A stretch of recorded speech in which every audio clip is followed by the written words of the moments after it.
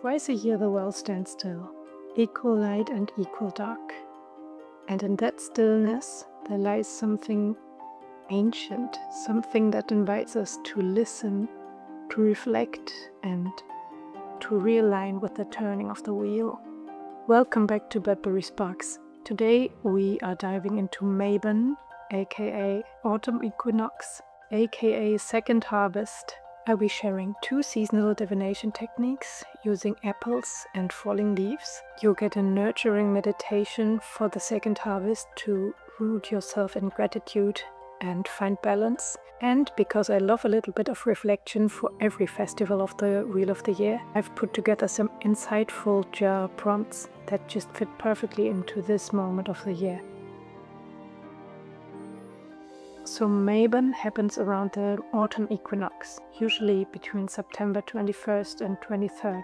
It's this beautiful moment when day and night are in perfect balance and nature just shows off in its brightest and most beautiful colors. Where I come from, all these ancient harvest festivals eventually evolved into Erntedankfest, which is kind of Thanksgiving in the US or in England. So the German Erntedankfest is kind of Thanksgiving in the US or in England, though it's celebrated closer to the equinox. So it's celebrated end of September or early October, while in English-speaking areas it's, I think, more in November, right?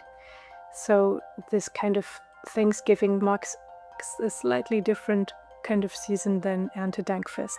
However, so in the Wheel of the Year, this is our second harvest festival. The name Mabon comes from Welsh mythology and is named after Mabon ag Morthron, which is a youthful figure of rebirth and somehow balance.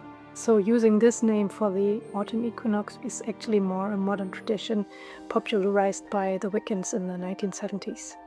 But enough of all the traditions and background, because even if you're not into mythological stuff, there's so much psychological wisdom in there. You see, autumn naturally makes us want to slow down, reflect, look inwards and prepare for winter, right? It's like nature's giving us actually permission to do just that. Let's talk about the balance element, because it's not just woo-woo, it's actually really practical, I think. The equinox represents equal day and night, equal dark and light, right? But what does that mean for us?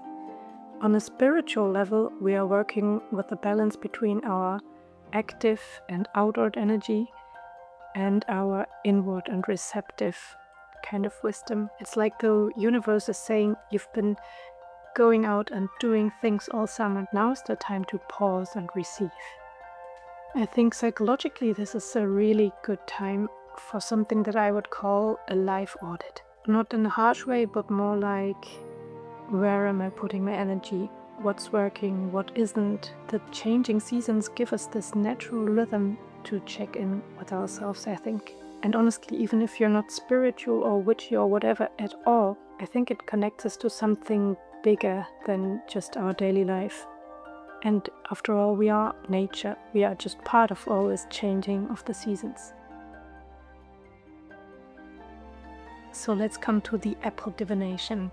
For me personally, I don't know why, but Mabon is the apple festival. And also, have you ever cut an apple horizontally? This alone makes it the witchiest fruit ever, because there's a perfect little pentagram hidden in the core.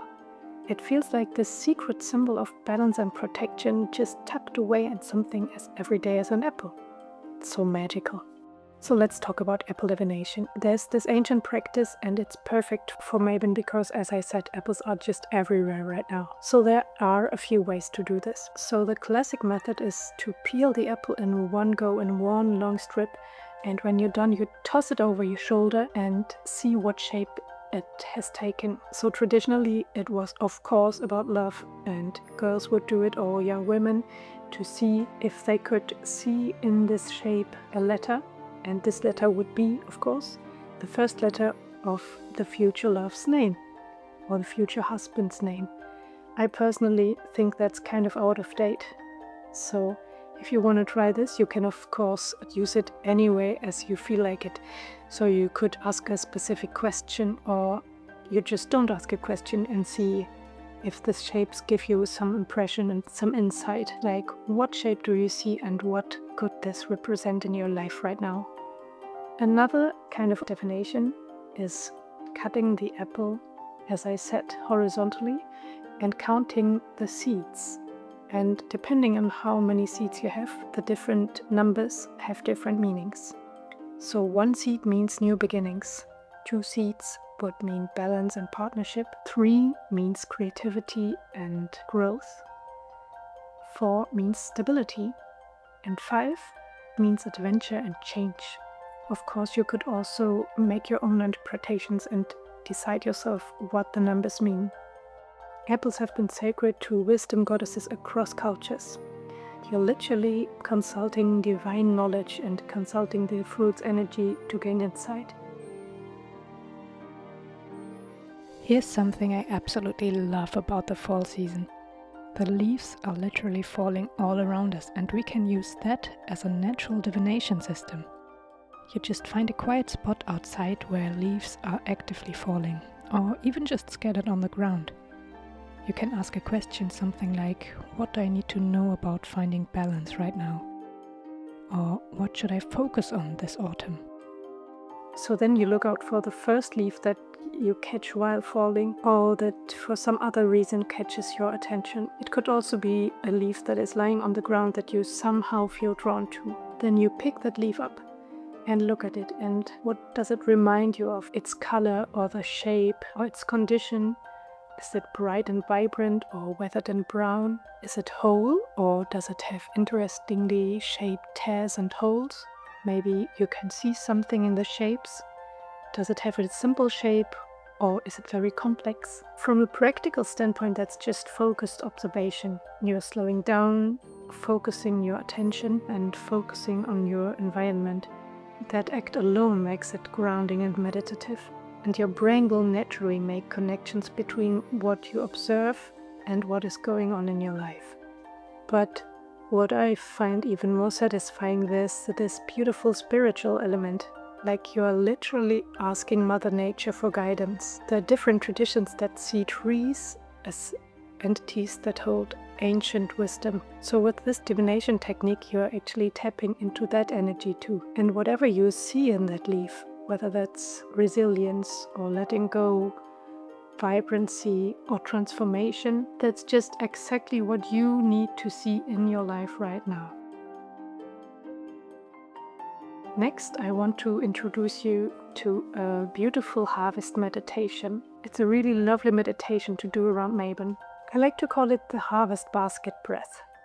The idea is super simple and you can do it anywhere, sitting, lying down, whatever feels comfortable. Actually, it would be especially nice doing it outside with the autumn sun shining into your face. So just take a few moments to breathe and center yourself and connect with what you want to release and with what you've already received.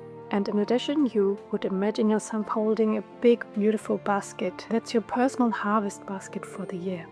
So first you're going to focus on the exhale, the release. On each out-breath, you let go of something that doesn't need to be carried to the darker half of the year. It might be stress, comparison, feeling of burnout, any sticky energy that's been lingering around for too long.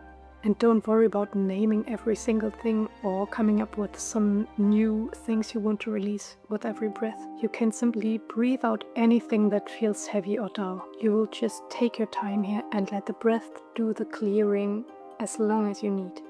And if you feel you're ready, you will shift to the in-breath. With each inhale, begin to breathe in your personal harvest. All the things that you've grown and received and achieved this year. All the things you're grateful for or proud of. And just like with the out-breath, these don't have to be specific unless something comes up naturally. And of course, you can also stay with one specific thing for more than just one breath. And you can absolutely just breathe in the feeling of having come this far now. So let the harvest arrive with each breath, and with each exhale you can visualize your harvest gently filling your basket as golden light or nurturing energy until your whole body glows with that warmth and gratitude. And when you feel you're done, you'll notice how your body feels more in balance.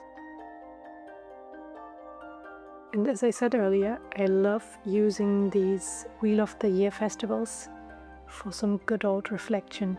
So if you're a journaling person too, here are some journal prompts that go a bit deeper than just the gratitude level. So the first one is, what feels out of balance in my life right now, and what's one small step I could take towards harmony? The second one is, if I had to harvest the lessons of this year's challenges, what wisdoms would I gather? And the last one, how do I want to nurture myself as we're moving into the darker month? I hope these questions give you some insights and understanding for your own patterns and needs. So whether you try some of these techniques for looking inward, or all of them, or none, or something completely different, the point is to mark this transition in any way that feels authentic to you. There's no wrong way to connect with the autumn equinox. Just trust what resonates and leave what doesn't. And I'd love to hear how you are celebrating Mabon this year, so drop me a comment below. Thank you for spending this cozy autumn moment with me. Blessed Mabon to you, and may the leaves crunch satisfyingly under your feet.